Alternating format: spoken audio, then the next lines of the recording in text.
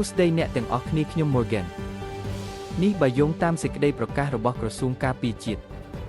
ជាការបង្ហាញពីការបដិញ្ញាចិត្តរបស់ភាគីកម្ពុជានិងភាគីថៃក្នុងការគោរពនិងអនុវត្តនូវអ្វីដែលបានឯកភាពគ្នានៅក្នុងសេចក្តីថ្លែងការណ៍រួមទីក្រុងកូឡាឡាំពួរស្តីពីកិច្ចព្រមព្រៀងសន្តិភាពរវាងកម្ពុជានិងថៃដែលបានចុះហត្ថលេខាកាលពីថ្ងៃទី25 ខែតុលាឆ្នាំ2025ព្រមទាំងស្មារតីនៃកិច្ចប្រជុំពិសេសលើកទី2នៃគណៈកម្មាធិការព្រំដែនទូតកម្ពុជាថៃ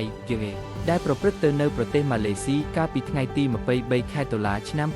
2025ទើបនៅថ្ងៃទី31 ខែតុលាឆ្នាំ2025យោធភូមិភាគទី4កម្ពុជានិងកងទ័ពភូមិភាគទី2ថៃបានរៀបចំកិច្ចប្រជុំពិសេសនៃគណៈកម្មាធិការព្រំដែនថ្នាក់យោធភូមិភាគកម្ពុជាថៃ ដោយបានឯកភាពគ្នាលើផែនការជាដំណាក់កាលនៃការកែសម្រួលអាវុធនិងយុទ្ធោបករណ៍បំផ្លិចបំផ្លាញធនធ្ងន់តាមរយៈផែនការដែលបានឯកភាពគ្នានេះភាគីទាំងពីរបានកំណត់យកថ្ងៃទី1 ខែវិច្ឆិកាឆ្នាំ2025វេលាម៉ោង 18:45 នាទីគឺជាថ្ងៃចាប់ផ្ដើមនៃការអនុវត្តការកែសម្រួលអាវុធនិងយុទ្ធោបករណ៍បំផ្លិចបំផ្លាញធនធ្ងន់សម្រាប់ដំណាក់កាលទី1ដែលភាគីទាំងពីរត្រូវអនុវត្តដូចគ្នានៅក្រោមការសង្កេតការណ៍និងការផ្ទៀងផ្ទាត់របស់ក្រុមអ្នកសង្កេតការណ៍អាស៊ានអោត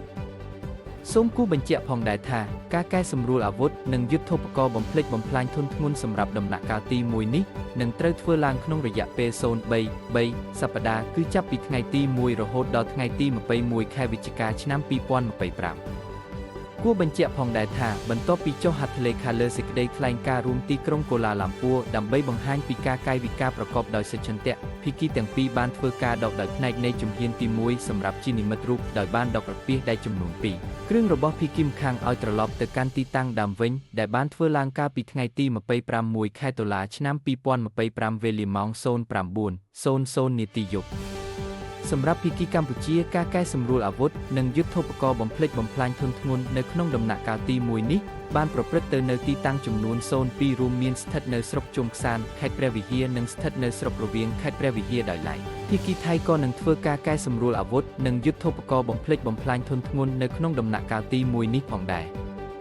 កម្ពុជាសង្ឃឹមយ៉ាងមុតមមថាភាគីទាំងពីរនឹងអនុវត្តឲ្យបានពេញលេញនិងប្រកបដោយប្រសិទ្ធភាពនៅសេចក្តីថ្លែងការណ៍រួមទីក្រុងកូឡាឡាំពួរស្តីពីកិច្ចព្រមព្រៀងសន្តិភាពរវាងកម្ពុជានិងថៃដោយភាពស្មោះត្រង់សុចន្ទៈនិងដំណាភាពសម្ដៅចូលរួមចំណែកដល់ការលើកកម្ពស់សន្តិភាពស្ថិរភាពកិច្ចសហប្រតិបត្តិការអភិវឌ្ឍនិងការវិលត្រឡប់ទៅរកប្រក្រតីភាពឡើងវិញឲ្យបានឆាប់ដើម្បីជាប្រយោជន៍ដល់ប្រទេសនិងប្រជាជនទាំងពីរជាច្រើនជំនាន់ទៅមុខទៀត